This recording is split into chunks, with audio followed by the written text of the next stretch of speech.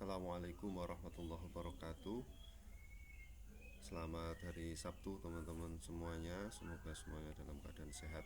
Mohon maaf saya baru sempat menyusun materi dan menyiapkan rekaman video, sehingga saya baru ya krodit lah kemarin. Baik, langsung saja. Hari ini saya akan menyampaikan materi yang tertunda dari pertemuan kemarin tentang pengumpulan data di dalam ekonometrika. Data merupakan hal yang pokok, menjadi bahan baku agar kerja-kerja ekonometrika setelah kita menyusun teori bisa menyusun pemodelan, baik itu yang matematik ataupun pemodelan ekonometrik. Maka di dalam metode ekonometrika, langkah berikutnya adalah tentang data. Nah, apa itu data dan bagaimana jenis-jenis data, sampai dengan apa contoh-contoh data yang seperti apa nanti yang bisa kita gunakan di dalam ekonometrika, ini akan saya jelaskan secara singkat, semoga nanti bisa jelas. Nah, kenapa penting data di dalam ekonometrika? Data dalam ekonometrika ini merupakan bahan baku ya, agar estimasi dari model ini bisa dilakukan. Bisa dilakukan atas apa? Untuk mengukur pemodelan di dalam ekonometrika tersebut. Mohon maaf, ini nanti kalau ada suara burung berarti ini suara untuk memerdukan materi-materi ini ya, karena memang di rumah ini ada burung-burung yang berkicau. Saya lanjutkan. Bahan baku itu maksudnya adalah agar apa yang kita rencanakan dari model yang sudah kita susun itu bisa dilakukan. Tanpa data maka estimasi itu nonsen bisa dilakukan, tidak akan bisa dilakukan, sehingga nanti kita tidak bisa mendapatkan pengukuran di dalam kerja-kerja ekonometrika. Nah, pekerjaan ekonometrika ini dapat diperoleh utamanya itu melalui dua sumber data, atau di dalam pekerjaan ekonometrika ini dapat diperoleh melalui dua sumber data. Yang pertama adalah data yang eksperimental. Data yang eksperimental itu yang seperti apa? Data eksperimental itu berarti data yang dilakukan dengan melakukan uji-uji laboratorium, melakukan eksperimen langsung. Yang kedua, data non eksperimen. Ya, kalau non eksperimen berarti ya data-data yang sudah disediakan atau baik bisa kita ambil melalui primer ataupun sekunder. Biasanya mayoritas kalau di dalam ekonometrika itu menggunakan data-data yang non eksperimental.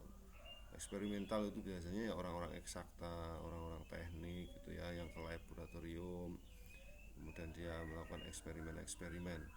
Kalau kita di ekonomi tentu lebih banyak yang non eksperimental itu data-datanya. Nah, sebagian besar memang yang non eksperimental, sehingga pekerjaan ekonometrika itu berdasarkan jenis data yang non eksperimental ini. Data non eksperimental ini dapat kita klasifikasikan menjadi dua jenis, data primer dan data sekunder. Jadi kalau data primer yang masuk jenis data non eksperimen itu berarti data yang kita ambil langsung ke lapangan. Kita menggunakan instrumen, kemudian kita mengambil data itu, studi itu langsung ke lapangan. Itu data primer. Saya kira di statistika juga sudah dijelaskan ya tentang data primer. Yang kedua, data sekunder, artinya ada pihak ketiga yang sudah menyediakan data-data tersebut, sehingga kita di dalam mengerjakan pekerjaan ekonometrika itu tinggal menggunakan atau memanfaatkan data yang sudah tersedia dari pihak ketiga tersebut. Itu data sekunder. Ini sambil mengingatkan materi statistika ya tentang data. Nah, ini yang harus kita mulai biasakan teman-teman semua. Saya sih tidak menganjurkan atau mengarahkan ke salah satu, baik primer atau sekunder, itu tidak. Tapi ya di dalam kuliah kita ini nanti di kuliah ekonometrika, saya sih lebih mengajak untuk mengeksplor lebih ya tentang data-data sekunder yang sekarang ini sudah semakin mudah diakses, semakin tersedia banyak, sehingga kita bisa maksimalkan. teman-teman harus mulai terbiasa membuka data yang ada di BPS misalnya. Di sana banyak data, mulai data tentang pertumbuhan ekonomi, tentang IHDI, tentang kemiskinan, banyak hal di sana di data www.bps.go.id. Teman-teman harus sudah mulai terbiasa, dan sekarang di BPS itu ada tabel eh, tabel tabel simulasi yang cukup efektif ketika kita membutuhkan data-data tentang ekonomi di sana. Semoga kicauan burungnya merdu ya, bisa didengarkan. Yang kedua adalah data dari BI misalnya. Di sana data-data tentang moneter, baik itu inflasi, kurs itu ya, kondisi devisa negara ada di sana, sehingga ketika kita membutuhkan data-data itu sebenarnya harus terbiasa juga melihat atau mengupdate konten-konten informasi yang ada di webnya Bank Indonesia. Yang ketiga misalnya di BPK, teman-teman yang biasa nanti ingin fokus ke keuangan itu ya, laporan-laporan keuangan, laporan-laporan hasil audit, penggunaan anggaran negara itu ada di BPK, termasuk misalnya nanti di webnya Kementerian Keuangan dan seterusnya. Misalnya kalau kita butuh data-data yang sifatnya ada di internasional, teman-teman juga harus ya cobalah buka webnya World Bank itu, worldbank.org. Di sana tersedia banyak data dari semua negara ada. Teman-teman harus sudah mulai untuk membuka itu ya, membiasakan, termasuk dari webnya STLS Forward. Itu semacam think tanknya Amerika di dalam melakukan riset-riset ekonomi. Silakan nanti teman-teman bisa coba, atau web-web lainnya ya, web-web lain yang itu memang menyediakan sumber-sumber data informasi yang sifatnya sekunder. Saat ini kita tidak lagi terpaku atau terhambat gitu ya, tidak ada alasan sekarang untuk tidak mengupdate informasi tersebut. Sekarang sudah eranya era digital, dan kita harus mulai adaptif, sehingga kita tidak kudet itu, tidak ketinggalan informasi terkait kebutuhan-kebutuhan data sekunder.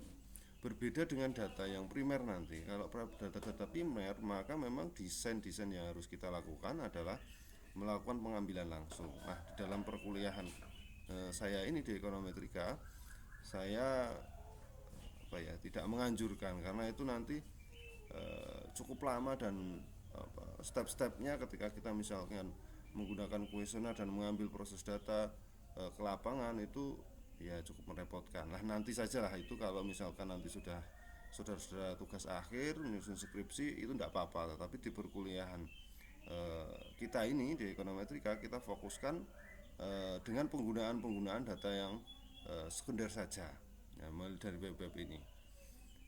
Kemudian saya lanjutkan tentang pengukuran variabel ekonomi. Setelah kita menyusun pemodelan kemarin, tentu kita sudah mengklasifikasikan tentang variabel ekonomi yang kita gunakan. Nah, di dalam variabel-variabel ekonomi yang mestinya kita susun, itu tentu juga dikategorikan menjadi dua tipe.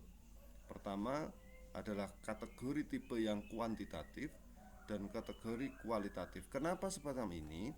Ekonometrika, saya katakan di awal, adalah metode pendekatan yang cenderung ke kuantitatif, tetapi bukan berarti hal-hal yang sifatnya kualitatif itu tidak bisa dilakukan oleh ekonometrika. Sangat bisa. Contohnya seperti apa? Kalau data yang kuantitatif saya kira jelas ya, misalnya tentang pertumbuhan, tentang PDB, tentang angka kemiskinan gitu ya. Itu angka-angka yang sifatnya sudah kuantitatif tersedia. Nah, yang kualitatif seperti apa? Misalnya kita meneliti atau menyusun variabel tentang tingkat pendidikan. Saya kira tingkat pendidikan ini saudara-saudara mesti tahu ya, mulai dari sekolah dasar, sekolah menengah, sampai sarjana dan seterusnya itu ya. Itu kan tidak bisa diukur dengan angka ANSI. Kita hanya bisa mengkategorikan. Sebenarnya tingkat pendidikan itu kuantitatif atau kualitatif sih? Saya kira saudara-saudara mestinya tahu kalau tingkat pendidikan itu adalah kualitatif. tetapi dibantu dengan kodifikasi. Kalau S1 misalnya nanti kategori 3, sekolah menengah kategori 2, sekolah dasar berarti kategori 1, dikategorikan saja. Termasuk misalnya contoh yang lain adalah jenis kelamin, laki-laki dan perempuan. Data atau kerjaan-kerjaan di ekonometrika nanti sangat memungkinkan untuk mengkategorikan kelompok laki-laki dan perempuan. Itu kualitatif enggak? Saya kira itu kualitatif, tidak bisa diangkakan ya jenis kelamin itu. Tetapi untuk memudahkan dan menjadikan kerja ekonometrika itu bisa berjalan, maka jenis kelamin dikategorikan. Kalau laki-laki 1 misalnya, kalau perempuan 2, atau misalnya laki-laki 0, perempuan 1. Itu pengkategorian data kualitatif ya, data kualitatif dalam variabel-variabel ekonomi agar bisa diukur dengan pendekatan ekonometrika. Nah, ini saya kira saya lanjutkan tentang data yang sifatnya kuantitatif. Data kuantitatif di dalam ekonometrika ini istilahnya materi statistika ya, sembari mengingat ada 2 jenis. Yang pertama itu bersifat diskrit, yang kedua itu bersifat continuous. Data yang diskrit itu yang sebagaimana? Variabel diskrit itu yang mempunyai nilai tertentu dan biasanya ada jedanya, ada gap antara dua nilai tersebut. Variabel ini pada umumnya merupakan nilai yang berasal dari proses-proses perhitungan. Misalnya kita menghitung angka pertumbuhan ekonomi, ada proses diskritnya. Saya kira contoh teman-teman nanti bisa membaca ya, bisa melihat bagaimana variabel kuantitatif yang bersifat diskrit itu, sehingga nilai atas jeda gap antara dua nilai tersebut nanti ada semacam ilustrasi yang semakin jelas itu. Yang kedua yang bersifat continuous. Bersifat continuous itu seperti apa? Variabel yang mempunyai nilai di dalam interval dan jarak tertentu. Biasanya ini merupakan hasil pengukuran. Kalau tadi itu hasil penghitungan yang bersifat diskrit tadi ya, jadi itu proses penghitungan. Kalau yang continuous berarti itu melakukan proses pengukuran. Beda ya, menghitung artinya dengan mengkalkulasikan jumlah plus minus bagi, tapi kalau pengukuran ya merata menggunakan alat ukur tertentu. Misalnya panjang jalan kita mengukur, tinggi badan kita mengukur, berat badan kita mengukur, itu ya hasil-hasil dari itu, sehingga nilainya itu interval jaraknya tertentu biasanya ada gitu. Itu sebagai ilustrasi ya, penting tidak penting tapi mohon untuk diingat lah, itu statistika saya kira tentang continuous dan diskrit itu sudah pernah ya.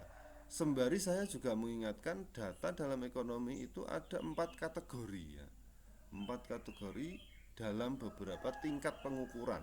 Masih ingat tentang data nominal, ordinal, interval, dan rasio? Teman-teman saudara-saudara harus mengingat itu.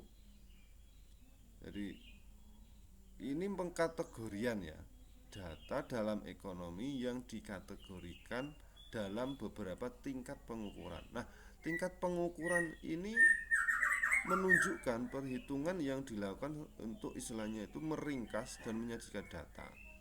Nah, memang kalau pemahaman saya ya, data nominal itu tingkat pengukuran yang terendah dan rasio itu tingkat pengukuran yang tertinggi. Jadi kalau data-data yang sifatnya nominal itu ya pengukurannya sederhana. Ordinal satu tingkat di atasnya, interval satu tingkat di atas ordinal, tetapi yang paling menurut saya itu tingkat pengukurannya cukup bagus itu ya rasio. Ada rasio level data. Nah, itu secara definisi saya kira di statistika sudah ada. Mohon untuk bisa diingat dan ya silakan dicek contohnya seperti apa. Saya akan fokus pada istilahnya tingkat tadi, data tingkat nominal itu tingkat pengukuran datanya yang paling rendah. dan rasio yang paling tinggi. Nah, saya tidak bermaksud juga ya mengkategorikan ini terus kemudian baik dan buruk, tidak, tetapi nanti di dalam kerja-kerja ekonometrika kita harus menggunakan tingkat pengukuran yang terbaik, yang tertinggi, yaitu dengan rasio data. Nah, itu jenis-jenis data yang biasa kita gunakan ya, yang bisa kita gunakan di statistika dulu kan gitu, nominal, skala, ada ordinal, ada interval, ada rasio. Contoh datanya silahkan nanti dibuka buku statistikanya lagi. Saya masuk yang ke jenis data ekonometrika. Ini yang penting. Ada berapa jenis data ekonometrika? Yang pertama adalah jenis data runtut waktu. Artinya data runtut waktu itu secara kebahasaan sering disebut dengan data time series. Data runtut waktu ini merupakan sekumpulan observasi dalam rentan waktu tertentu. Data ini biasanya dikumpulkan dalam interval waktu yang secara kontinu, berurutan begitu.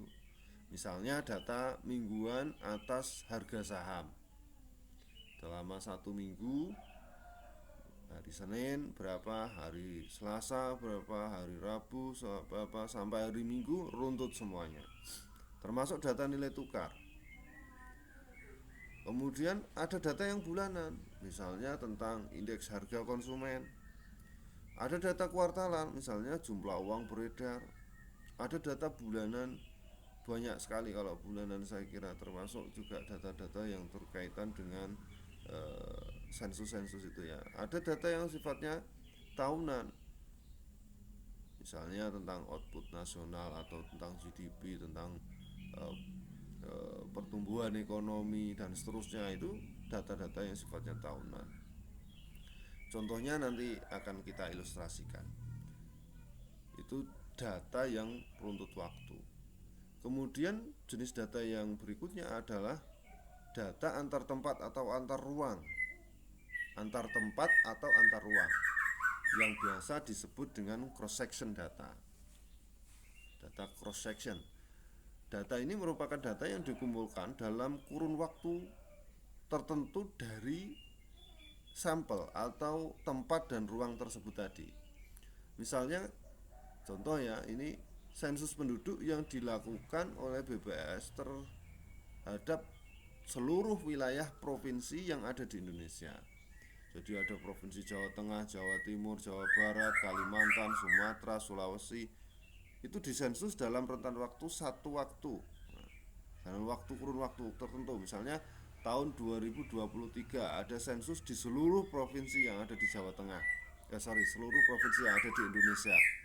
Tapi hanya satu waktu, 2023. Nah, itu contoh data cross section. Ilustrasi data cross section contohnya nanti akan kita tunjukkan. Yang secara definisi teman-teman harus memahami itu adalah antar tempat dan ruang gitu. Nanti contohnya kita tunjukkan itu ya, data cross section itu seperti apa. Nah, yang terakhir ada jenis data di dalam ekonometrika, yaitu pool data atau data panel.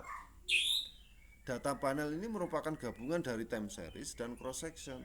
Jadi keduanya tadi itu digunakan sehingga ada gabungan data seriesnya, runtut waktunya, artinya misalnya per minggu ya berarti setiap minggu, tetapi juga menunjukkan satu ruang dan tempat tertentu. Nah, ini yang menarik nanti, atau yang menjadi challenge bagi kita tentang panel data, sehingga nanti di salah satu pertemuan, kalau tidak salah di pertemuan ke 10 atau 11, kita kalau bisa nanti masuk mengilustrasikan untuk melakukan estimasi proses ekonometrika di dalam data panel itu nanti. Sebagai gambaran, misalnya kalau kita bicara soal data panel, misalnya kita ingin mengetahui perkembangan harga yang ada di Indonesia. Nah, untuk mendapatkan perkembangan itu gambaran harga ini, maka kita bisa mengumpulkan seluruh indeks harga konsumen di seluruh Indonesia pada waktu tertentu. Jadi melihat seluruh provinsi, ya, A, B, C, D, seluruh provinsi ada 36 provinsi misalnya, dalam kurun waktu tertentu dari misalnya tahun 2010 sampai 2023 misalnya. Itu adalah contoh ilustrasi pada waktu kemudian itu digabungkan ada perkembangan harga dari masing-masing provinsi dalam kurun waktunya runtut selama 10 tahun.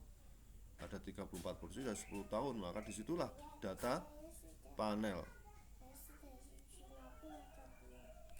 Jadi data panel itu data gabungan antara time series dan cross section itu tadi. Nah, di dalam perkuliahan kita nanti di ekonometrika kita akan berfokus dari time series, kemudian ke cross section dan data panel. 3 jenis data ekonometrika ini nanti yang akan kita dalami. Nah, terkait dengan pengkategorian ada nominal sampai rasio, ada interval, ada itu tadi, ya itu tetap penting, nanti harus kita pakai, tetapi teman-teman jenis datanya harus ditambah pengkategorian. Kalau dulu di statistika mungkin belum kenal dengan time series itu apa, nah, maka nanti kita akan ilustrasikan di dalam proses estimasi ekonometrika tentang series data itu seperti apa. Kedua, tentang data cross section nanti juga kita akan ilustrasikan, sampai data panel itu nanti bagaimana itu. Demikian saya kira uraian materi saya tentang pengumpulan data. Semoga nanti banyak pertanyaan sehingga nanti bisa diskusi di grup. Nanti akan ada diskusi sembari ketika nanti ketemu bisa diminta penjelasan lebih lanjut. Saya sengaja tidak memberikan contoh, saya sampaikan contoh-contohnya, ilustrasinya. Teman-teman bisa mencari di internet contohnya seperti apa. Saya kira memang itu harus saudara-saudara cari sehingga nanti semakin jelas. Saya memberikan ulasan materinya terlebih dahulu. Saya kira itu untuk mengisi kekosongan materi kemarin. Saya sekali lagi mohon maaf karena kesibukan dan lain hal, saya tidak bisa hadir ke kelas dan baru bisa menyusun materi hari ini. Saya akhiri, wallahul muwaffiq ila aqwamit thoriq. Assalamualaikum warahmatullahi wabarakatuh.